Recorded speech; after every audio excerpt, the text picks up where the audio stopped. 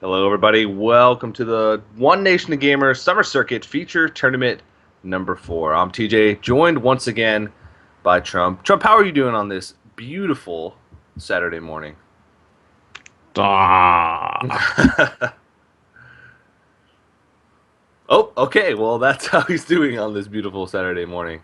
Today, we're going to be broadcasting Group B of the Feature Tournament number 4. Keep in mind, guys, this is the final Feature Tournament, the final One Nation of Gamers event before the Grand Final at PAX. The players that will be competing today are Strifecro and Dart, which will be the first matchup, and Roger and Weasel. In Group A yesterday, we saw Chalky and Silent Storm make it through to the playoff stage that will be happening on Sunday. And today we'll find two more players that will join them in that semifinals. And of course, we have 6 players that have qualified for PAX so far. Of course, Kalento and Pavel, the feature number 1 and 2 tournament winners. Of course, Trump, who won the feature tournament number 3. From Geico points, we have Wafster, Nostum, Hoy, and second most Geico points for EU is still up for grabs, as well as the feature tournament number 4 winner, of course.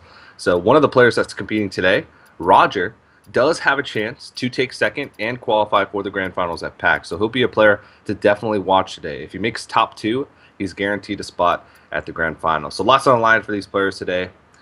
Trump, are you excited to watch some card slinging action? You know, if there's something worth waking up at 9 a.m. Pacific for, it's watching some top tier Hearthstone play. And right away, I can actually look at Strifecro, and he's kind of gone the way of Silent Storm as yesterday. He's bringing a very unique lineup. Yeah, Paladin is being thrown in there. And Hunter, a little different from Silent Storm. Silent Storm rarely plays Hunter, if ever. But yeah, it's a little bit of a different lineup. And basically nowadays, if you're not bringing Warrior, you're sort of going against the grain. We saw every player but Silent Storm bring Warrior yesterday, and we're seeing every player but Strifecro bring Warrior today. So a little bit interesting story. Of course, Strifecro was one of the invited players for the week. Dart qualified for the future tournament through points. I believe he was the for the week or for the 2 weeks. So NA in EU qualifier number 7 and 8. He was the top points earner. So that's how he got his spot today. It's going to be a tough road for him though, going up against Strifecro, who is one of the best players in the competitive scene right now. In his first matchup of the feature tournament, it's going to be a really tough road for him. Yeah, it's especially a big surprise to see one of the players ranked so highly by pretty much everyone not bring pretty much the best deck ranked by most everyone. And even past that, he's brought a deck which I would consider to be in the 30 percentile, perhaps, range against Warrior, that Paladin deck. I don't know if it's going to be face Paladin or if it's going to be mid range Paladin. I I've seen Strifecro kind of take a liking to the mid range Paladin, Yeah. but either one seems to me to be weak against Patron. So there's this the Paladin deck that Silencer was playing yesterday in Group A is taking the ladder by storm at the moment. I'm playing a lot of ladder with it over the past couple of days. I've seen so many players playing the exact same list nearly. We saw the Rat playing it in one of the qualifiers on Thursday. Of course, Soundstorm was the player who piloted it to a semifinals berth yesterday. Also, he took it to rank 1 a little bit earlier in the season.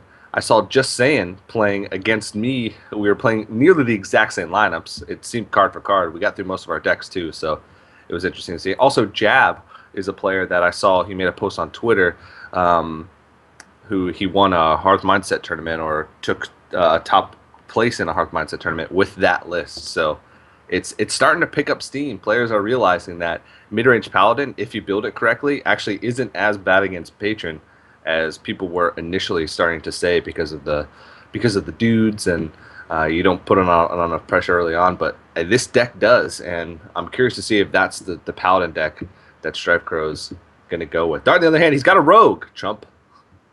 Yeah, man. Yesterday we talked a little bit about Rogue and how it was great against the classes that weren't seen very often. And your Dart's got a really good class to line up Rogue against the Paladin. One of the reasons why the matchup is so good is because they play their Muster, which is their really good card. You play a Fan, you kill their stuff, you draw a card. Feels really good when that happens. Feels really bad when you're a Paladin. Yeah, you're basically not killing it all for free, but you gain so much tempo just based off of that play alone. And if you can couple that with like a prep and build up something on the board, like he plays Mustard Battle, you coin out Violet Teacher, prep Fan and Knives, all of a sudden the Paladin's pretty much in a really losing position. So the players are prepping right now, so we should be jumping into the first matchup in just a moment. There we go. Looks like Dart's going to throw out the Warrior first, and Strifecro is going to throw out the Hunter. And judging by that opening hand, looks like it's a very aggressive Hunter. Leopard Gnomes plus Abusive Sergeants in the opening hand. Yep, sure looks like maximum scummage to me. It is still possible for it to be Hybrid Hunter. Hybrid Hunter does also run Leopard Gnome Abusive Sergeant sometimes. Yeah, I think the aggressive hunter, there's not many people that bring a full aggressive hunter, the full face hunter anymore in tournament settings. It's best when it's a surprise, like when people don't expect it. But a lot of times there are some hybrid elements thrown in, at least some shredders, maybe high mains, so and Arcane Golem as well. So a more aggressive variant, but we'll have to see as we get deeper into this deck. That's right. Yesterday, I've learned some interesting stats from Monk that of all the type of hunters, I would have guessed mid-range was best, and then hybrid, and then face. But it turns out that face hunter actually has the highest win rate against warriors. So it's maybe Strifecro knows something ahead of time. Yeah, it's interesting. It is a relatively small sample size. I believe it was over like 35 games, but that's large enough to know that it's pretty good. At least one of the best against the warrior player. And Yeah, wow, this is a surprise already. So I was looking at Dart's hand and I was like, wow, that's one of the best warrior hands I could possibly imagine against the hunter. He still coins out the axe instead of playing the armor smith, though. That the armor smith seems like it would be the more standard play. yeah, interesting. I mean, I guess what are you expecting as a turn 2 play from um yeah. I get Armor Smith seems like the best because if he plays Haunter Creeper, then you can axe up and you already have the Haunter Creeper on the board to immediately kill off one of the 1/1s. If he plays Knife Juggler, you can just go ahead and play the axe next turn regardless, so it would match up even well. Interesting choice, yeah, but we'll have to see how that's going to affect him as the game goes on. He effectively just takes the same amount of damage because the Leopard Gnome would have hit in for 1 anyway. Yep. And this is again an interesting choice to break the creeper. Didn't have to do it this turn. By doing it, he basically adds 1 attack to Strifecro's board, but it does make it so that the Armor Smith can just kill something. One of the reasons to coin out the axe instead of the Armor Smith would be to counter exactly one of 2 plays.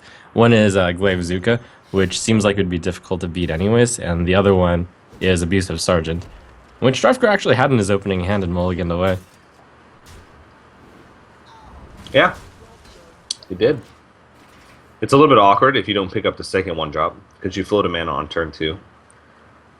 Curving out well is and dealing your damage to the face efficiently is one of the keys to winning this matchup, especially because every point of damage matters. That's wow, right, opts to save the second Armor Smith. Yeah, that's also a little bit of a surprise.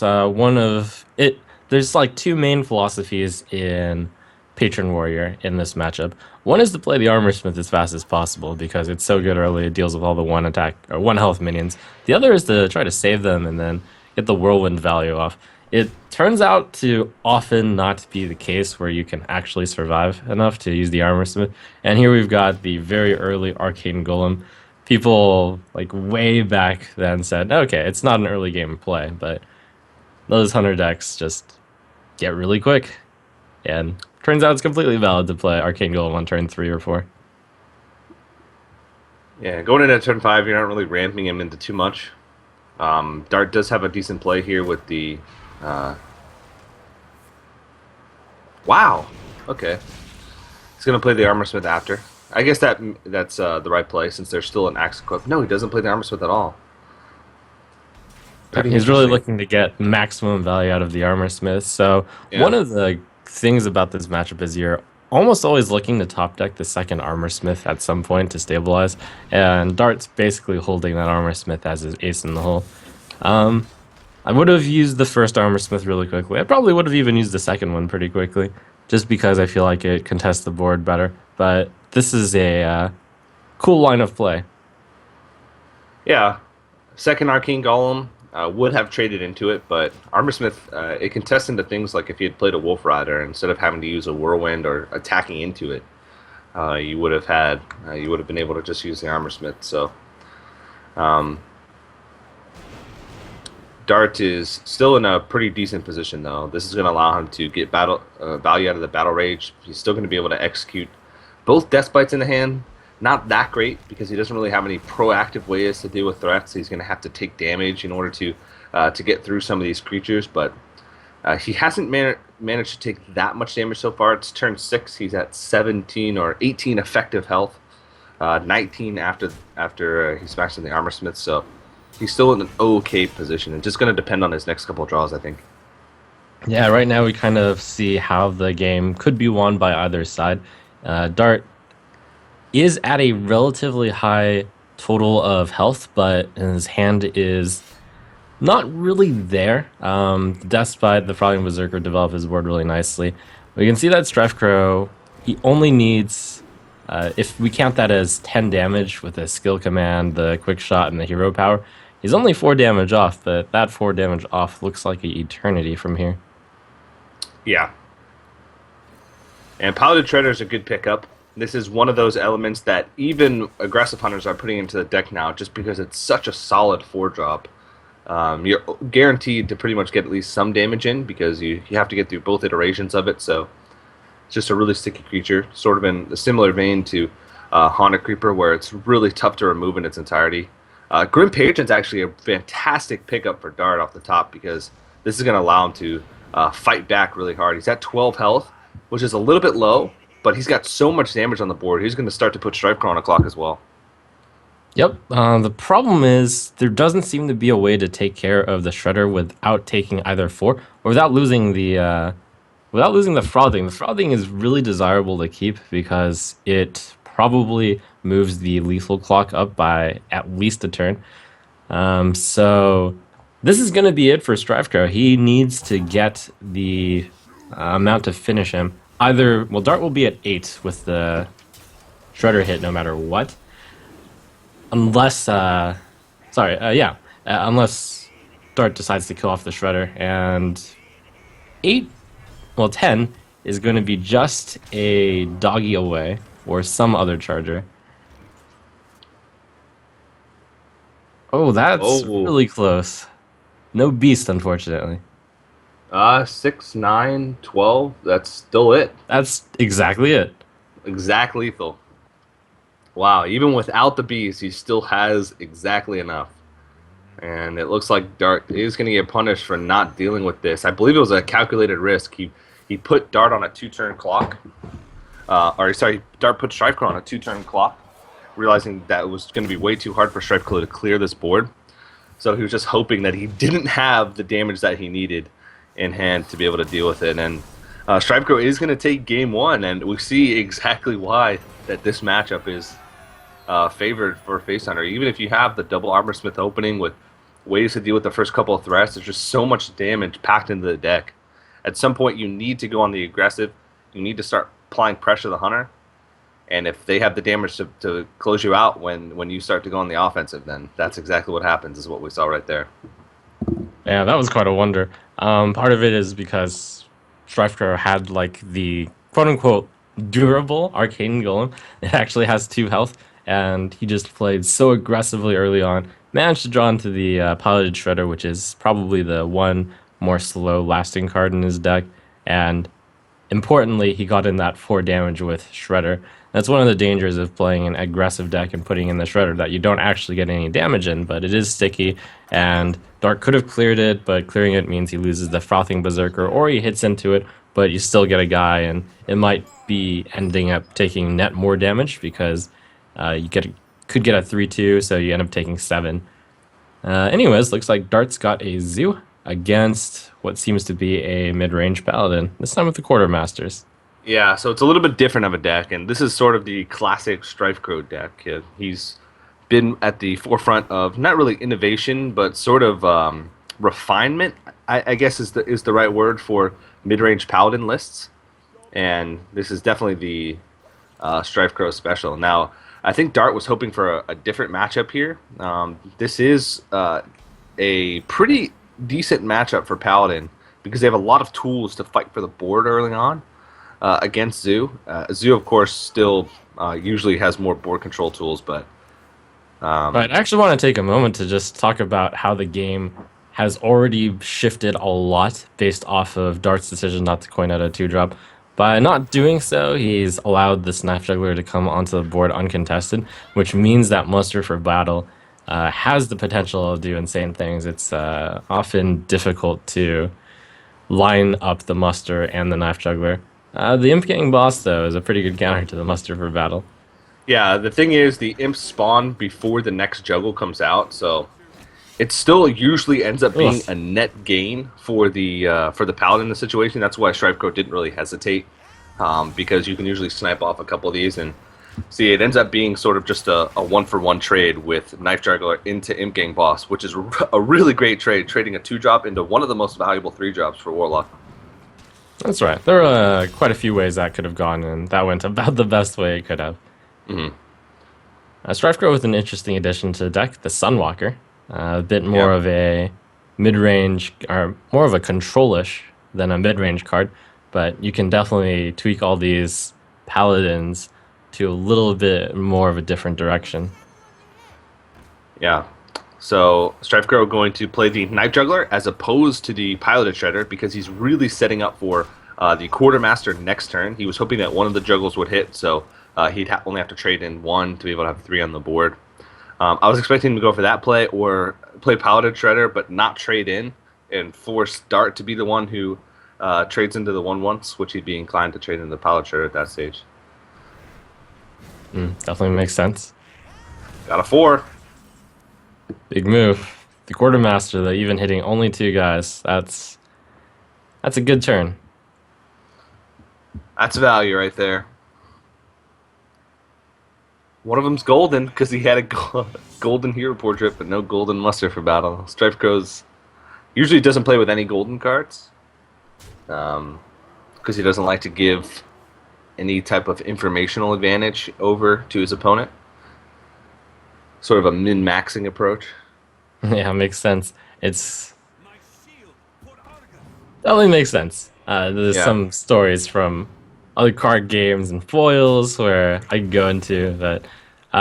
Yeah, definitely something nice to not have to worry about which card to play. Now, this is an interesting card that we haven't seen very much in mid-range Paladin, the Sunwalker. It used to be played in like Ramp Druid sometimes, but this is the first time I've seen it in a long time. I've seen it played in Redemption Paladin decks. I don't know if Strifecro Yeah, is going to be Redemption. running Redemption, but it's cool to see Sunwalker sort of make a return. It is. I wonder if it replaces Sludge Belcher, just because the Sunwalker is a lot better against Patron Warrior. Yeah, It's that's very unlikely true. that you could ever replace Sludge Belcher, but if there is a Sunwalker, I would accept Strifecro possibly not running 2 Sludge Belcher. Paladin is a deck that's pretty chock full of 5-drops with Quartermasters, usually Lotheb and Harrison. So there is a chance that maybe he thought he was too strapped for the 5-drops, and also, like you said, not having that slime pop out is a lot better against Patron. You still have to sort of use multiple resources to get the Divine Shield off. Looks like off of that 4 Implosion, and also just Dart having buffs for that afterwards, he's managed to wrest board control. This battle is just all about the board control fight, and Dart does have the Doomguard to follow up this Void Caller. However, Strifecro just made a really strong turn off of pretty much basic plays here. Just really strong on-curve cards. Yeah, Dr. Boom as well with a Doomguard turn. Really powerful. Strifecro does have some ways to fight back. Similar to cards like Sprint, Lay on Hands is one of those cards where you usually try and use it as late as you can possibly get away with. Right, that 5 drop is a really good draw since it Yeah, matches so well with his 3. So he's just continuously been spending his mana, like every single point of it, every single turn. Dart yeah, has as well, so this has been a very high-powered game in terms of both decks. yeah. Boom bot hits face. That's exactly where he wanted to go. One to face is best case scenario. It's so much about the board in this matchup. And yeah, another sort of big swing here for Strifecro. Very back and forth, and that's usually how this matchup goes. The Paladin That's right. usually has higher value cards on average, like in the later games when both players are sort of getting thinning out their hands a little bit. Usually the Paladin's cards are a little bit higher quality overall. But we'll see. Dark gets a load of his own. That turn from Strifecro was so big. He just played something like the 2 cards, the 5/5 and the 3/3 are 8/8, but he subtracted 6 attack from the opponent. So that's basically playing uh, +6, 8, like 22 worth of stats on turn 8, and that's a really big deal. It doesn't even matter what the health points of each player is at this point. Like sometimes you can get into a point where one side has pressured enough and gotten enough of an early game advantage, but in this case, it truly showcases just how irrelevant the life totals on both sides are. It's just all about the board, of which Strifecro looks like he's continuing his domination over. Yeah, Aldor Peacekeeper picking up a creature at all on that turn was really important, and Aldor Peacekeeper was one of the best. Because once again, it allows him to just trade efficiently on the board. He's in a fantastic board position with lay on hands lined up for next turn to fill up his hand. And, power overwhelming's good. Oh, wow. This is actually could be another swing with Knife Juggler. Power overwhelming is going to be able to take out the Lotheb plus get a couple juggles at the end of the turn. Yeah, Dart's really looking to take out the Fairy Dragon with that. Correctly does the Power Overwhelming first, doesn't want the Knife Juggler to hit the Lotheb, and if he can take out the 3/1 and the 1/1, then this will be a pretty big deal. He got the 1/1 and face. Not really what he wanted. Well, 1 out of 2 ain't bad, I suppose. Um, this is where Dart's advantage starts kicking in. The hero power from the Warlock compensates for the lower quality of the cards, but this is also where Strifecro's Lay on Hands is going to give him the fuel needed to finish it, usually. Ooh, okay. Tyrion. Oh man, Dr. we got some Wow. powerhouses. Those are like 3 of the best cards you can pick up at this stage. Because next turn, he pretty much can get a full board clear regardless of what happens, unless something big comes out with Choose Over Consecration, and then back it up with Big Threats. Ooh, Egg is a Consecration Protection, and he picks up second Power Overwhelming. Yep. The problem with Dart, though, is that on this turn he only spent 5 of his mana, whereas I believe, and this is kind of astounding, I believe that Strifecro has spent every single point of mana every single point, every single turn, other than turn 1. Dat mana usage. That just goes to show how the Paladin is really consistent in being able to use its mana every single turn, and that's how you fight for board, and that's how you generally are favored against Zoo. Yeah, there was one turn where he was Lothebbed that he didn't use at all, but that was the only turn where he didn't utilize his full mana. And it was because he just wasn't able to. He had the power to do it, but he was Lothebbed, so he could not use the land handset. Yep. Looks like we got arrows flying everywhere, and Strifecro's screen is kind of stuck from the observer point of view right now. But I have to imagine Dart's not looking too good. I know he top deck Defender of Argus and Void Walker, and that isn't really going to contest the board by itself. Yeah, we'll try and get that fixed in just a second. Yeah. Oh. We're going to have to use our imagination. So, Strefko looked like he played Dr. Boom. So that seems to be on the board. Yeah, I have to imagine he very played least. Tyrion Fordring last turn and made it. And that's game. Yeah. Yep. And it looks like we just saw maybe a defeat screen. Wouldn't surprise me. We'll have to get confirmation on that in just a moment.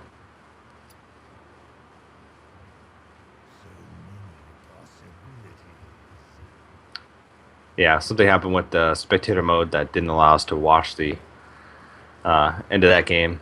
Oh, And it looks like we're back. I think Strifecro did manage to take the win with that with his paladin at the end there. I think I saw Yeah, the there's no way that Strifecro could lose from that position. yeah.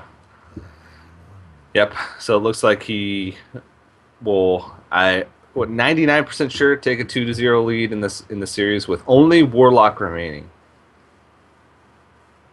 Yep, we don't know what type of warlock it is yet, but I have to imagine any type of warlock is favored against when you have to when you only have to win once out of three. Both Zoo and Handlock have very strong and reasonable possibilities against Hmm. all three of Dart's decks. Yeah, I feel like Strifecro tends to lean more towards Zoo, but I mean he'll play anything. I guess that's one of his strengths as a player. He adapts really well, and uh, he could play Malagos Warlock. He could play Handlock. He could play Demon Zoo.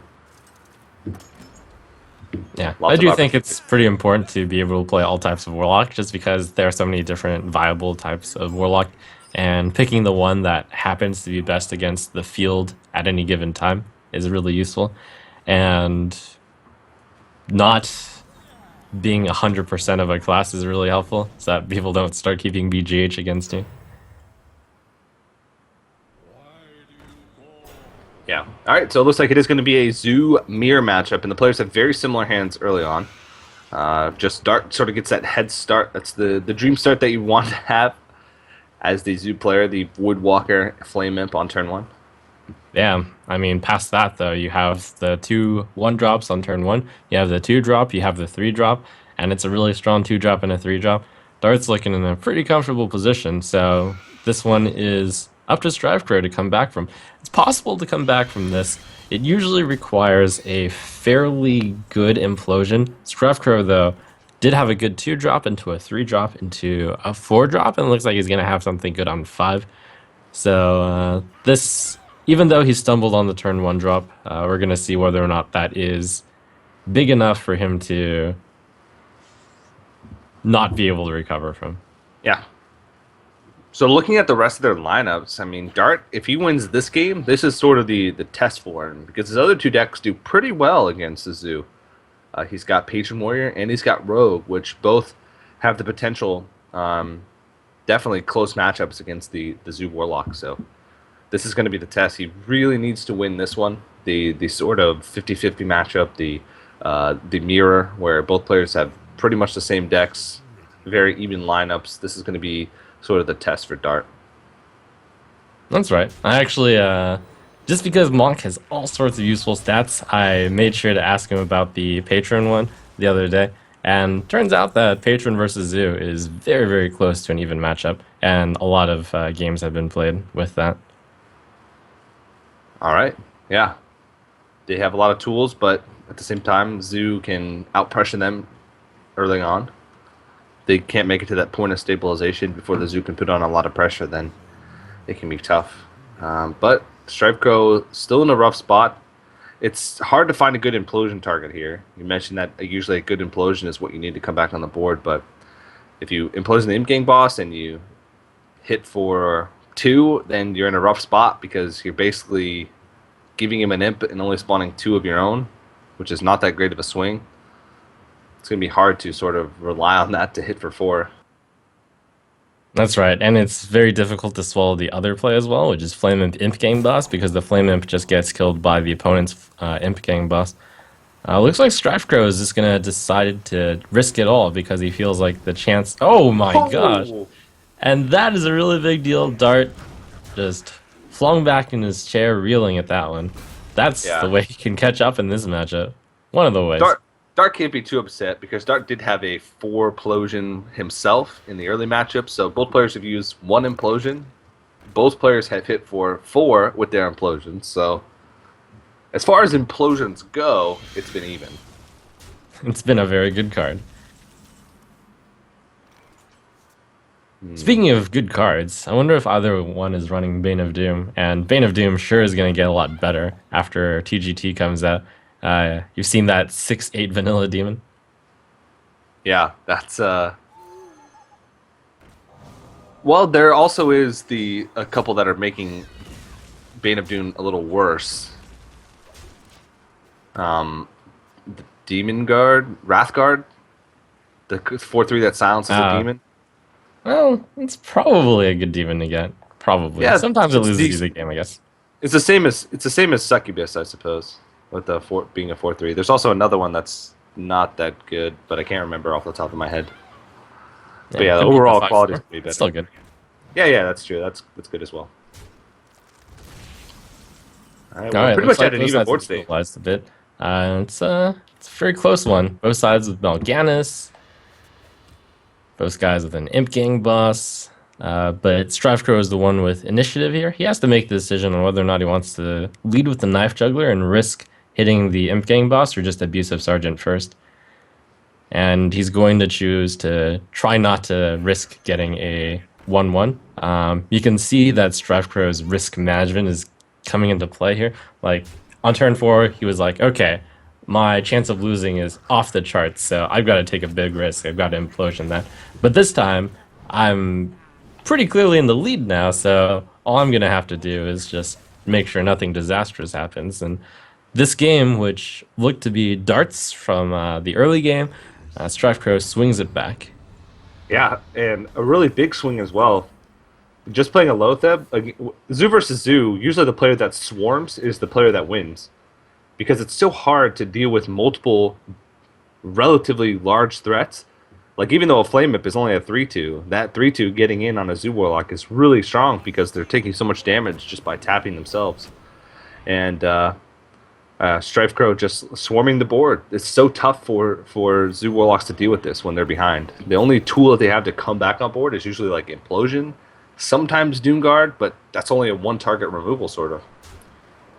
That's right. Like sometimes it's that, sometimes it's with Knife Juggler, sometimes the big swings are also with Void Caller and Doomguard. But at one point you reach a critical mass, and I think Strifecro reached that point about 1 or 2 turns ago, where you just have so much stuff on the board that's impossible to come back unless you're being hipster and running like a Shadow Flame or a Hellfire, which some Zoo decks do tech in, but we haven't seen it from either player. Yeah, and it looks like Dart, in order to just survive, he has to Doomguard, which is going to discard both Void Caller and Mal'Ganis. So that's going to be rough, and that's actually going to be it. Even with just Defender of Argus, without the Doomguard top deck, that would have been enough. So Strifecro is going to win the series 3-0 over Dart, continuing our trend from yesterday, where a lot of the matches are ending in 3-0s. Yeah, wow. Like, really, you bring any lineup against any lineup, and the chance of a 3-0 is very unlikely. But here we have it. Good job by Strifecro, and it's the decks that have been winning. It would be really interesting to see, like, out of the 2 players who didn't bring Warrior, both of them make it through to the semifinals, finals day. Yeah, Patron Warrior hasn't had as much success as we've been seeing throughout at least the weekend that we normally see in these types of tournaments. So players really starting to learn how to play against Patron a little bit better, also teching their decks a little bit better against Patron. And Strifecro, once again, without Patron in his lineup, is going to take a 3-0. So he's going to move on to the winner's match. Dart will move down to the loser's match. He's not out of it yet.